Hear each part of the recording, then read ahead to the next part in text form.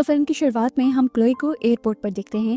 Chloe के dad एक pilot थे और उनका आज बर्थडे था, जिस प्लान को उनकी अर्जेंट फ्लाइट की वजह से कैंसिल करना पड़ा। क्लोई एयरपोर्ट पर उनसे मिलने आई थी और इसी दौरान उसकी नजर पड़ गई एक रिपोर्टर पर जो शहर में होने वाली तबाहियों पर वीडियो बना रहे थे। तभी उस रिपोर्टर के पास एक औरत आकर कहती है, ये सब जो हो रहा है वो गॉड ने पहले से ही डिसाइड करके बाइबल में लिख दिया था। उनकी ये बातें क्लोई ने सुन ली और आकर उस लेडी से कहा, अगर गॉड सब जानते ही हैं तो वो मासूम लोगों को मरने ही क्यों दे रहे हैं, वो उनको बचा भी तो सकते हैं। क्लोई की इस बात का उस लेडी के पास कोई जवाब नहीं था, इसीलिए वो वहाँ से चली गई और क्लोई भी जाकर वेटिंग एरिया में बैठ गई। तभी उसके पास वो रिपोर्टर आ गया क्लोई का थैंक्स करने के लिए, क्योंकि क्लोई ने उसे उस लेडी से बचा लिया था। वो यही क्लोई के पास ही बैठ जाता है और क्लोई उसे बताती है कि मेरी मॉम का भी गॉड पे बहुत ज्यादा बिलीव है, हमारी अक्सर ऐसी बहस चल जाती है। यहाँ अब हम क्लोई के डैड को देखते हैं जो एक पायलट थे और उन्होंने इस टाइम अपनी वेडिंग रिंग उतार दी। वो अब वेटिंग एरिया में बैठे हुए क्लोई और रिपोर्टर को देख लेते हैं। उन्हें लगता है कि इन दोनों के दरमियान में दोस्ती हो गई है।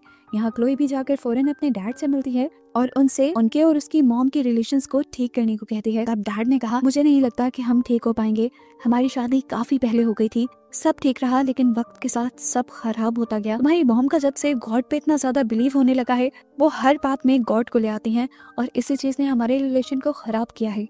ये कहने के बाद उसके डैड वहाँ से चले जाते हैं, जिसके बाद क्लोई दोबारा रिपोर्टर के साथ कॉफी पीने के लिए बैठ जाती है। ये लोग इसी टॉपिक पर बात कर रहे थे कि कैसे लोगों का गॉड पे इतना ज्यादा बिलीव बन जाता है कि तभी उनके पास एयरपोर्ट का एक एम्प्लॉय आकर उन्हें 2 लंदन की टिकट देकर जाता है। क्लोई के डैड को लग रहा था कि क्लोई रिपोर्टर को पसंद कर रही है, वो एक साथ ज्यादा टाइम बिताएं, इसीलिए उन्होंने ये टिकट भेजे थे। क्लोई को ये टिकट्स नहीं चाहिए थे, वो ये टिकट्स रिपोर्टर को ही दे देती है जो क्लोई के डैड के ही प्लेन में अब सफर करने वाला था। और प्लेन में जाने के बाद रिपोर्टर पायलट को ये टिकट्स वापस कर देते हैं। फिर क्लोई अब घर के लिए निकल चुकी थी। कार में उसे अपने डैड की वेडिंग रिंग भी मिली, जिसे देखकर वो काफी दुखी हो गई।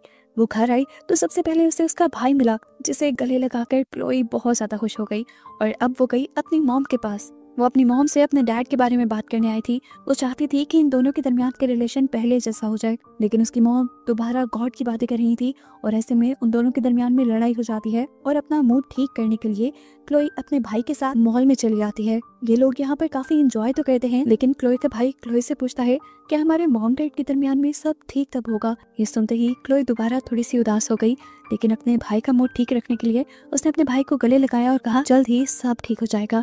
अभी वो ये बात ही कर रही थी कि एकदम से उसका भाई गायब हो गया।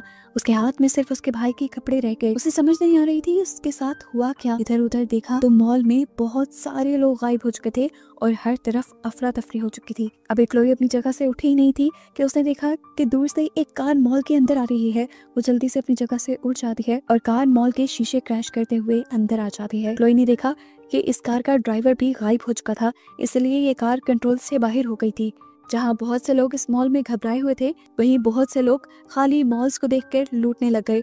वो बाहर गई तो बाहर बहुत ज्यादा ट्रैफिक जाम था, क्योंकि गाड़ियों में मौजूद भी कई ड्राइवर्स गायब हो चुके थे। ऊपर क्लोई के डैड के प्लेन में भी हमें दिखाया जाता है कि पहले तो सब कुछ नॉर्मल था, लेकिन अचानक से प्लेन बुरी तरह हिलने लगा। पैसेंजर्स ने जब हैरान होकर इधर उधर देखा तो इन्हें क्या पता चला कि इनके साथ बैठे हुए लोग ही काफी ज्यादा गायब हो चुके थे। अब प्लेन भी किसी और डायरेक्शन में जा रहा था। क्लोई के डैड ने कॉकपिट में जाकर देखा कि दूसरा पायलट भी गायब हो चुका था। क्लोई के डैड ने प्लेन को तो संभाल लिया था, लेकिन यहाँ पर सब लोग गायब कैसे हुए थे ये एक मिस्ट्री थी। प्लेन में वो रिपोर्टर अपनी रिकॉर्डिंग कर रहा था। वो अब ये रिकॉर्डिंग भी देखने लगा कि कैसे यहाँ से लोग गायब हुए हैं, लेकिन इस रिकॉर्डिंग में भी उसे कुछ नहीं नजर आता। बस यही देखने को मिलता है कि एकदम से लोग गायब हो गए। अपने साथी लोगों के गायब होने की वजह से सभी लोग पैनिक हो गए थे। ये नहीं जानते थे कि दुनिया में और भी लोग गायब हुए हैं। अग्रेसिव होकर वो कॉकपिट का दरवाजा बचाने लग जाते हैं। तब वो रिपोर्टर सबको समझाता है कि हम सबको अग्रेसिव नहीं होना चाहिए, बल्कि मुश्किल का हल निकालना चाहिए, लेकिन लोगों का गुस्सा थमने पर नहीं आ रहा था। पायलट सारे पैसेंजर्स को काम डाउन करने के लिए प्लेन का ऑक्सीजन लेवल कम कर देते हैं और सबके लिए ऑक्सीजन मास्क निकाल देते हैं। जब सबको सांस लेने में तकलीफ होती है तो सारे ही अपनी अपनी सीट्स पर बैठ जाते हैं। यहाँ पायलट भी एयरलाइन से कांटेक्ट करने की लगातार कोशिश कर रहे थे, लेकिन उनको कोई जवाब नहीं मिल रहा था। वो अब अपने पैसेंजर्स को आकर बताते हैं कि मैं भी नहीं जानता यहाँ ये सब क्या हो रहा है और ना ही मुझे इस बात का जवाब मिल रहा है, लेकिन इस मुश्किल घड़ी में पैनिक होने के बजाय हम सबको रिलैक्स रहकर प्रॉब्लम का सोल्यूशन ढूंढना चाहिए। लेकिन यहाँ पर सभी लोग रोने पीटने में लगे थे। रिपोर्टर भी यहाँ गायब होने वाले लोगों की फैमिली और फ्रेंड्स का इंटरव्यू लेने लगा। सभी लोगों ने यही बताया कि उन्होंने यहाँ कुछ अजीब नहीं फील किया, लेकिन अचानक से उनके साथ ही या उनके फैमिली मेंबर्स गायब हो गए। बस उनके कपड़े यहाँ पर रह चुके थे। यहाँ पर एक औरत भी थी जिसे हम देखते हैं कि वो वॉशरूम में जाकर कोई मेडिसिन लेती है और आकर रिपोर्टर को बताती है ये सब कुछ रियल नहीं है। यहीं पर एक मुस्लिम आदमी भी था, उसे भी गॉड पे बिलीव था। उसे लगा कि सब लोग मिलकर उसी के साथ कोई प्रैंक कर रहे हैं, लेकिन एक लड़का उठकर उसके साथ लड़ने लगा कि हम तुम्हारे साथ क्यों प्रैंक करेंगे, ये सब तो गॉड ने किया है और क्योंकि हम सबके गॉड अलग हैं इसीलिए गॉड हमारी बात नहीं सुन पा रहे। इधर ही क्लोई के डैड पायलट इमरजेंसी लैंडिंग के लिए न्यूयॉर्क में ही जगह तलाश कर रहे थे क्योंकि उनका फ्यूल भी काफी कम रह गया था। सीन कट होकर हमें क्लोई को दिखाया जाता है जो किसी तरह मॉल से निकलकर अपनी कार तक आने में कामयाब हो चुकी थी। इससे पहले कि वो अपनी कार में बैठकर यहाँ से निकलती, उसने सामने से एक प्लेन आता देखा जिसके अंदर कोई पायलट नहीं था। प्लेन को आता देखकर वो तो साइड पे हो गई, लेकिन प्लेन उसकी कार में जाकर क्रैश हो गया और ऐसे उसकी सारी कार तबाह हो गई। क्लोई क्या करती, पैदल ही वो आगे बढ़ने लगी तो रास्ते में दो बाइकर्स ने आकर उसका हैंडबैग चुरा लिया। वो उनके पीछे भागना चाहती थी, लेकिन तभी उसने देखा कि ब्रिज से एक बस नीचे जाकर गिरी है। ये देखकर वो बुरी तरह घबरा गई। वो नीचे चली गई बस से गिरे हुए लोगों की मदद करने के लिए, लेकिन उसने देखा कि बस के तो सारे लोग गायब हो चुके थे और इस टाइम बस में कोई भी नहीं था। क्लोई किसी तरह चलते हुए एक रोड तक आती है और यहाँ भी वही अफरा तफरी देखती है जो वो पहले देख चुकी है। वो लगातार अपनी मॉम को भी कॉल करने की कोशिश कर रही थी, लेकिन कोई रिस्पांस नहीं मिल रहा था। इस रोड पर भी काफी सारी कार क्रैश थी। अब वो भागते हुए एक शॉप के पास जाते हैं जिस ज्वेलरी शॉप को बहुत से लोग लूट रहे थे। अचानक से कोई उसके ऊपर भी गन तान देता है, लेकिन क्लोई वहां से भाग जाती है। आगे जाकर उसने देखा कि एक गायब हुए आदमी के कपड़ों के पास एक बोर्ड रखा हुआ था जिसपे लिखा था एंड इज हियर, यानी दुनिया खत्म होने वाली है। उसने न्यूज में देखा तो हर तरफ तबाही की ही न्यूज थी। सिर्फ न्यूयॉर्क में से ही नहीं बल्कि पूरी दुनिया में से ऐसे ही लोग गायब हो चुके थे। क्लोई को अब उम्मीद थी कि उसकी मॉम शायद हॉस्पिटल में होंगी। उसने हॉस्पिटल में जाने की कोशिश की तो देखा वहाँ बहुत ज्यादा रश था, अंदर जाने की जगह नहीं थी। क्लोई ने दूसरी तरफ आकर विंडो तोड़कर हॉस्पिटल में एंट्री तो ले ली, लेकिन यहाँ पर भी बहुत ज्यादा रश था। वो चलती हुई चिल्ड्रन वार्ड तक आ गई जहाँ आकर उसे एक नर्स ने बताया कि सारे ही छोटे बच्चे गायब हो गए हैं, सिर्फ इसी हॉस्पिटल से नहीं बल्कि पूरी दुनिया से। सीन्स दोबारा क्लोई के डैड के प्लेन की तरफ शिफ्ट होते हैं जो इमरजेंसी लैंडिंग करने की कोशिश में थे, लेकिन तभी उनके रडार में एक और प्लेन आ गया। वो उस प्लेन से कांटेक्ट करने की कोशिश करते हैं, लेकिन दिखाया जाता है कि उस प्लेन में दोनों ही पायलट गायब हो चुके हैं। लेकिन उस प्लेन में बहुत सारे पैसेंजर्स अभी थे, लेकिन क्लोई के डैड उस सामने वाले प्लेन के लिए कुछ नहीं कर सकते थे। वो सिर्फ अपने प्लेन को उस प्लेन से बचाकर साइड से निकालने की कोशिश करते हैं, जिसमें वो पूरी तरह कामयाब नहीं हो पाते। उनकी प्लेन का विंग दूसरे प्लेन से टकराकर डैमेज हो जाता है। यहाँ रिपोर्टर अपने प्लेन की विंडो से देखता है कि दूसरा प्लेन पूरी तरह क्रैश होकर नीचे गिरने लग गया था। इसी प्लेन में एक छोटा आदमी भी था जिससे लग रहा था कि ये सारा काम इस प्लेन में बैठे हुए मुस्लिम आदमी का है। उसने उसका बैग खोलकर चेक करना शुरू किया, लेकिन उसमें एक इलेक्ट्रिक टूथब्रश के अलावा ऐसा कुछ नहीं मिला और वो छोटा आदमी मुस्लिम आदमी के ऊपर भड़कने लग गया। तब एक आदमी ने उसे रिलैक्स किया और बताया कि इंसानों के पास ऐसी कोई टेक्नोलॉजी नहीं जिससे वो इंसानों को ही गायब कर पाए। ये जरूर एलियंस का या किसी बड़ी सिविलाइजेशन का काम है। यहाँ इनके प्लेन का विंग भी बुरी तरह हिल रहा था। रिपोर्टर एयर होस्टेस को बुलाकर ये सब दिखाता है और एयर होस्टेस ये सब पायलट को बताने को कहती है। तो रिपोर्टर इसकी पिक्चर लेकर पायलट के पास आ जाता है जो कि क्लोई के डैड थे। क्लोई के डैड ने बताया असल में हमारा विंग डैमेज हो गया है जिसकी वजह से हमें लैंडिंग करने में काफी मुश्किल होगी। पायलट को खुद इंस्पेक्शन करने की जरूरत थी, लेकिन कॉकपिट में क्योंकि दूसरा पायलट मौजूद नहीं था तो वो इसीलिए दोबारा कैमरॉन को यानी इस रिपोर्टर को ही कहता है कि जाकर पोजीशन चेक करके आओ। इस मर्तबा उसने देखा कि विंग में से फ्यूल निकलकर वेस्ट हो रहा था। इससे पहले कि वो ये बात आकर पायलट को बताता, यहाँ पर एक लेडी बहुत ज्यादा पैनिक हो जाती है। वो रोने लग जाती है और कहती है कि मुझे वहीं जाना है जहाँ पर मेरा बेटा गया है। कैमरॉन उसको संभालने में लग जाता है और इसी दौरान प्लेन के एक विंग में आग लग जाती है। यह आग फ्यूल के लगातार निकलने की वजह से लगी हुई थी। इस आग को देखते हुए पैसेंजर्स और भी ज्यादा घबरा गए। सबको रिलैक्स करने के बजाय कैमरॉन यानी वो रिपोर्टर भी जाकर पायलट को बताता है कि अब उस विंग में आग लग चुकी है। पायलट ने बताया मैं इसको बुझाने के लिए कुछ नहीं कर सकता क्योंकि ऑलरेडी प्लेन में फ्यूल बहुत कम है। मैं बस फ्यूल के खत्म होने से पहले इस प्लेन को न्यूयॉर्क लैंड करना चाहता हूँ। इतनी ही देर में दिखाया जाता है कि विंग में लगी हुई आग भी खत्म हो चुकी थी क्योंकि उस विंग का फ्यूल ही खत्म हो गया था। सीन कट होकर हमें क्लोई को दिखाया जाता है जो अब अपने घर के पास आ चुकी थी। उसने अपने नेबर्स में देखा सबके सब उदास थे क्योंकि उन्होंने अपने किसी न किसी को खो दिया था। क्लोई अब भारी कदमों के साथ अपने घर में जाती है। वो अपनी मॉम को लगातार आवाज दे रही थी, लेकिन उसकी मॉम उसे घर में नहीं मिली। वॉशरूम में बस उनकी ज्वेलरी उसको मिल गई। इसके बाद उसे अपनी मॉम की बाइबल मिलती है, जिसके अंदर उन्होंने क्लोई के लिए एक नोट छोड़ा था, कि देखकर क्लोई को गुस्सा आ जाता है और वो बाइबल को ही उठाकर अपने घर से बाहर फेंक देती है और आ जाती है चर्च में। क्लोई बहुत ज्यादा टूटी हुई थी। वो फादर से पूछते हैं कि ये सब क्या हो रहा है और क्यों हो रहा है। तब फादर ने कहा, ये सब अच्छा है, जो लोग यहाँ से चले गए हैं वो डायरेक्ट हेवन में गए हैं। गॉड ने बच्चों को भी इसीलिए उठा लिया है क्योंकि आने वाला वक्त बहुत मुश्किल है। वो अपने से प्यार करने वाले लोगों को ये मुश्किल वक्त नहीं दिखाना चाहता। क्लोई को उनकी किसी बात पे भरोसा नहीं था, इसीलिए वो गुस्से में यहाँ से चली गई। यहीं से हम क्लोई के डैड को देखते हैं, जो प्लेन में काफी उदास था।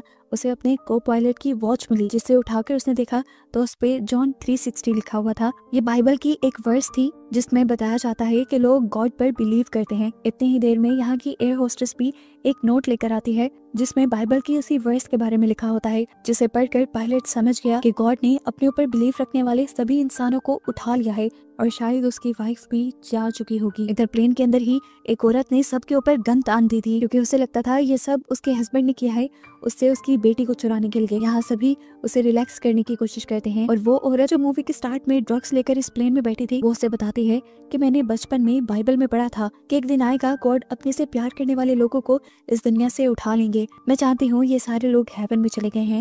ये सुनकर वो गन वाली लड़की बिल्कुल टूट जाती है और सबसे कहती है कि मैं अपनी बेटी के बगैर जिंदा नहीं रह सकती। वो उसके बगैर जीने का सोच भी नहीं सकती थी, इसीलिए वो अपने आप को शूट करने का सोचती है। लेकिन यहाँ पर कैमरॉन यानी वो रिपोर्टर उसे किसी तरह रिलैक्स कर देता है। अब कैमरॉन कॉकपिट के अंदर आ जाता है, जहाँ पर पायलट एयरपोर्ट से कनेक्ट करने की कोशिश कर रहे थे। इस मरतबा उसको आंसर करने के लिए वहाँ पर कोई आ भी गया और उसे बताया गया कि पूरी दुनिया से ही लोग गायब हो चुके हैं। ये बात तो पायलट पहले से ही जानता था। वो उनसे कहता है कि मैं न्यूयॉर्क के एयरपोर्ट पर लैंडिंग करना चाहता हूँ, तो उसे बताया जाता है कि वहाँ पर लैंडिंग मुमकिन ही नहीं, क्योंकि वहाँ पर ऑलरेडी बहुत सारे प्लेन क्रैश हो चुके हैं। वहाँ सेफ लैंड करने की कोई जगह नहीं बची। कैमरॉन भी ये सारी बातें साथ बैठा सुन रहा था। इससे पहले कि पायलट और कोई मशवरा ले पाता, उनका कनेक्शन टूट जाता है। तब कैमरॉन पायलट को बताता है कि उसके पास एक सैटेलाइट फोन है, अगर वो चाहे तो इसके जरिए अपनी बेटी से बात कर सकता है आखिरी बार, क्योंकि अब ये तय हो गया था कि इनकी मौत होके रहेगी। पायलट इस टाइम बहुत ज़्यादा इमोशनल था। वो बताता है कि मैं आखिरी बार अपनी बेटी से माफ़ी मांगना चाहता हूँ। वो इस टाइम अपने हाथ में उन टिकट्स को देख रहा था जो उसने अपनी बेटी को दी थी। वो बताता है कि क्लोई चाहती थी कि मैं और मेरी वाइफ अच्छे से रहें। हमारा रिलेशन ख़राब था जिसमें मेरी वाइफ की कोई गलती नहीं थी, सिर्फ मेरी ही गलती थी। मेरी वाइफ जब भी गॉड की बात करती तो मैं उससे लड़ पड़ता था। खैर, यहाँ हम क्लोई को देखते हैं जो अब उदास ब्रिज पे चल रही थी। उसे लग रहा था कि अब उसकी फैमिली में कोई भी जिंदा नहीं रहा और उसे भी जिंदा नहीं रहना चाहिए। ये सोचते हुए वो ब्रिज के ऊपर चढ़ जाती है और सुसाइड करने ही वाली होती है कि अचानक उसका मोबाइल बच जाता है। उसे इस टाइम कैमरॉन ने, ये न्यूज़ रिपोर्टर ने ही कॉल की थी। वो उससे कहता है कि तुमसे तुम्हारे डैड बात करना चाहते हैं। तभी पायलट उसके हाथ से फोन ले लेते हैं और उससे कहते हैं, क्लोई मैं तुमसे बहुत प्यार करता हूँ और जो भी मेरे और तुम्हारी मॉम के दरमियान था उसमें तुम्हारी मॉम की कोई गलती नहीं थी। यहाँ पर पायलट अपनी बेटी को ये भी बताते हैं कि वो लोग अब प्लेन को लैंड नहीं कर सकते क्योंकि लैंडिंग के लिए कोई एरिया बचा ही नहीं है। वो अब मर जाएंगे। इससे पहले कि क्लोई उनसे कोई और बात कर पाती या उन्हें कुछ कह पाती, उनका सिग्नल ड्रॉप हो जाता है। क्लोई अब जल्दी से ब्रिज से उतरती है और ब्रिज के पास मौजूद एक बाइक पे बैठ जाती है। यहाँ हम क्लोई के डैड को प्लेन में देखते हैं, जहाँ वो अपने पैसेंजर्स को ये बुरी खबर देता है कि वो अपना प्लेन कहीं पर भी सेफ लैंड नहीं कर सकते। उनका प्लेन हवा में ही क्रैश हो जाएगा और सब मारे जाएंगे। इसलिए बेहतर यही है कि इस टाइम पे सब गॉड को याद करें। दूसरी तरफ हम क्लोई को देखते हैं जो रश ड्राइविंग करते हुए एक कंस्ट्रक्शन साइट पर आ गई थी। इस जगह के बारे में उसे पता था। यहाँ पे एक बहुत खुला रोड था जिस पर उसके डैड अपना प्लेन लैंड कर सकते थे। उस जगह को क्लियर करने के बाद जल्दी से क्लोई अपने डैड को कॉल करती है और उन्हें बताती है कि उसने लैंडिंग के लिए एक जगह ढूंढ ली है, लेकिन अब प्लेन का कंपास भी काम नहीं कर रहा था। तो क्लोई ने अपनी लोकेशन उन्हें सेंड कर दी, लेकिन फिर भी ऊंचाई से प्लेन को तंगी हो रही थी वो जगह ढूंढने में जहाँ उन्हें लैंड करना था। अब प्लेन में फ्यूल भी बहुत थोड़ा सा रह गया था, ये लोग और वेट भी नहीं कर सकते थे। इतनी ही देर में क्लोई दोबारा अपने डैड को कॉल करती है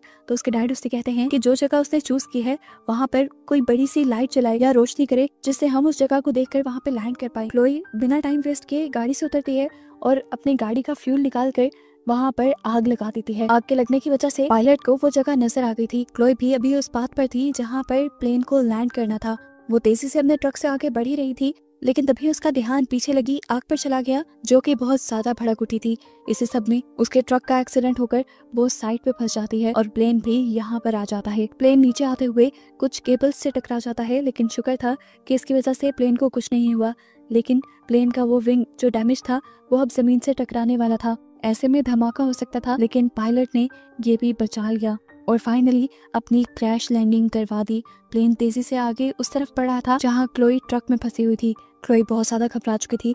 उसने अपना सर नीचे कर लिया, लेकिन किस्मत से प्लेन उसके ऊपर से ही गुजर गया, उसे कुछ नहीं हुआ। अब यहाँ सामने एक गैस टैंक था जिससे प्लेन टकराने ही वाला था। अगर प्लेन इससे टकराता तो गैस टैंक में भी धमाका हो जाता और ये सारे लोग भी मारे जाते। इससे पहले कि प्लेन गैस टैंक से टकरा जाता, पायलट प्लेन की ब्रेक्स लगाने में कामयाब हो जाता है। प्लेन के अंदर सभी पैसेंजर्स सेफ थे, जो देखकर एयर होस्टेस को बहुत ज्यादा खुशी होती है और वो फौरन ही इमरजेंसी स्लाइड खोल देती है। तेजी से सभी पैसेंजर्स बाहर आ जाते हैं।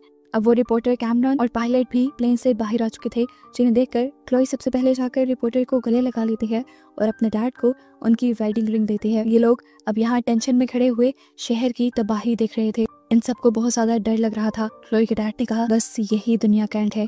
जिस पर क्लोई ने कहा, नहीं, ये तो अभी तबाही की शुरुआत है। उसके कहते ही बस ये कहानी यहाँ पर खत्म हो जाती है।